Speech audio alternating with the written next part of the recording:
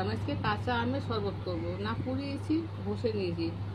আম, শসা, লেবু, বিট নুন, গোলমরিচ, লঙ্কা কুচি, লেবু আর দই বানিয়ে দেখাচ্ছি আপনি। আর এখানে চিনি দিয়ে ঠান্ডা জল দিয়ে ভিজিয়ে দিয়েছি, পরে দেখাচ্ছি। বিট নুনটাকে দিয়ে দিলাম, একটু ভাজা মশলা লাগতো নেই। এটা কাঁচা আম, শসা, গোলমরিচ, লেবুর রস সব দিয়ে একটা লস্যি বানাচ্ছি, একটু খেয়ে দেখবেন ওদের যা লাগে না। দেখুন, গোলমরিচ, লেবুর রস, শসা, কাঁচা আম, দই, চিনি, বিট নুন সব দিয়ে করেছি।